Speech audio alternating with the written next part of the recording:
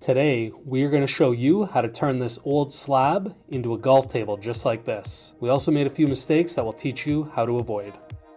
First, we cut the large slabs into smaller, more manageable pieces. Then we use our HDPE form to figure out our slab layout. Once we've got our rough slab layout, we can lay the fake grass up the middle to see how things are looking. We are tracing the outside of the slab so we have a constant reference point when laying out the grass. We decided to inlay a tee, a scorecard with a pencil, a ball marker, and a Jeff Mack Designs branded golf ball. Once we are happy with the layout, we use a jigsaw to cut out the round profile. The Festool jigsaw makes quick work of this step. You can also use a bandsaw if you've got one in your shop. Once they are cut, we lay them back in the form to make sure they fit nicely. Now it's time to make our template for cutting the grass. We just laid a piece of cardboard in the form and then placed the slabs in their position over the cardboard. After a quick trace of the live edge onto the cardboard, we cut the cardboard template out and put it aside to use later. Now it's time to clean up our slabs. We use a combination of a chisel and a wire brush to clean up the edges. It's important to pick out any bark inclusions and voids as well. If you've got an air gun, this will help remove small debris and dust very quickly. After we've removed all the bark, it's time to grab some epoxy. For this pour, we are using epoxy Flowcast. It's designed for deeper pours and projects like this. The epoxy Flowcast is a 2-to-1 mixture, and it's very important to mix accurately. An improper mix can cause the epoxy to flash cure or never cure at all, so take your time with the math when mixing the resin and the hardener. We chose to do a black base layer for our table, so we are using a combination of beaver dust black pearl and epoxy liquid black pigment. The beaver dust pigments have a metallic shimmer to them, which will give the epoxy a bit of depth, while the epoxy liquid pigment is a matte, opaque look, which will prevent the epoxy from being translucent.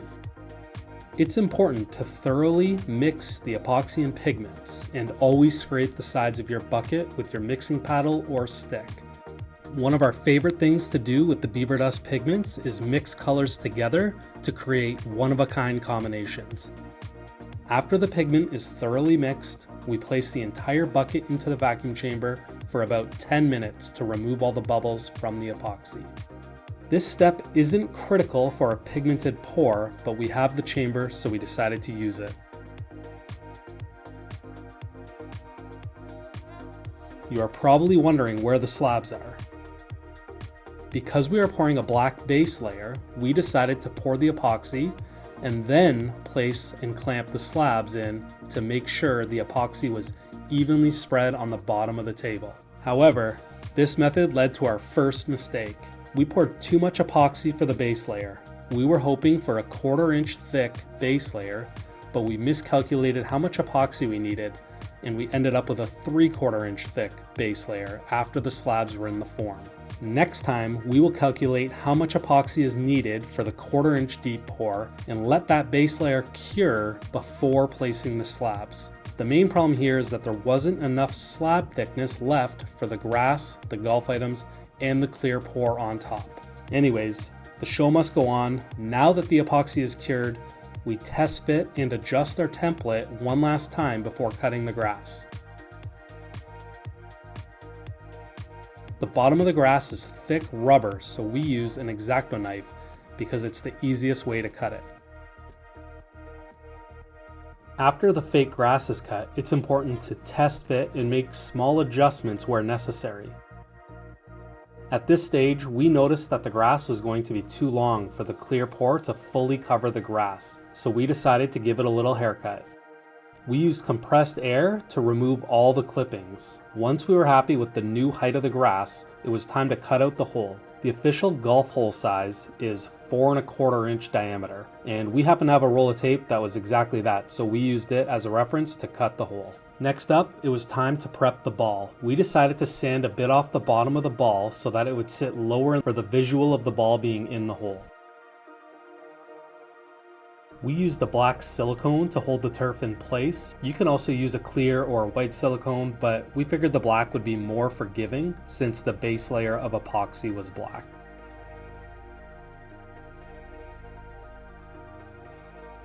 So I think, like we talked about before, if we keep kind of scorecard up at this end, and T, and then do ball marker and ball, so it's kind of like, I know it's not the exact course layout. After we sorted out the layout we wanted, we used Acfix 705 to secure each item in place. This glue cures instantly, so we are ready to pour. We decided to laminate the scorecard to prevent the ink from bleeding into the epoxy. This scorecard is from a local course, but it would be a lot of fun to do a custom table like this for Pebble Beach, Augusta, or Bethpage Black. We used Epoxy Flowcast for this pour to achieve a clear, glass-like river. The Epoxy Flowcast has great UV resistance for a clear pour like this, and you'll notice how we are pouring slowly on the live edge to eliminate excessive bubbles in the pour. We used a torch to help remove some of the surface bubbles so we can keep an eye on the items and grass in the pour. We were concerned about getting bubbles trapped on the blades of the grass. Luckily, bubbles weren't an issue. We just had to remove some floating blades of grass. We didn't mix up quite enough epoxy, so we had to make a small additional batch to top up the pour after some of the original pour soaked into the slabs. We generally like to over pour because it can be very difficult to do a small shallow top up after the epoxy cures. It's always best to top the epoxy up immediately. After 3 days, the epoxy is cured and we are ready to pop it out of the mold.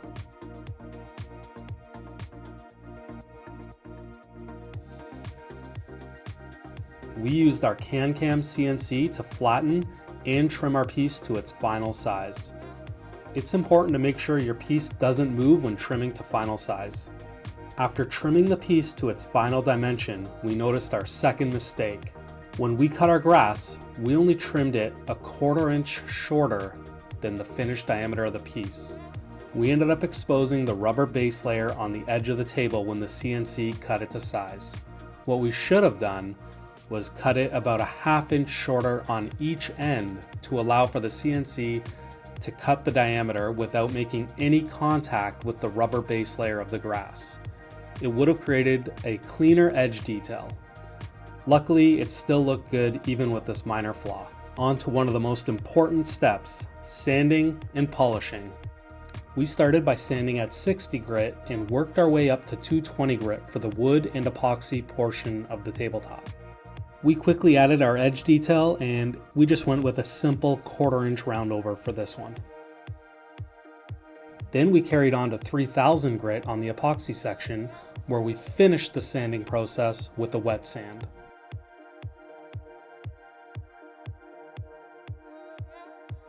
Then we used a polishing compound with a special polishing pad on this car polisher.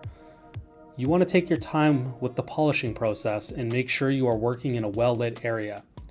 You should be able to achieve a glass-looking effect if polishing is done correctly. If you have any questions about the polishing stages, let us know in the comments. Like all of our projects, we finished this table off with Rubio Monaco Pure. We spread it around with a squeegee, focusing mainly on the slabs as it doesn't penetrate the epoxy. We buff it in with a white pad and then give it a wipe after the Rubio has had a chance to adhere to the fibers in the wood. We temporarily put the finished table on a set of walnut legs we had kicking around the shop to capture some detailed shots and showcase this one-of-a-kind golf table.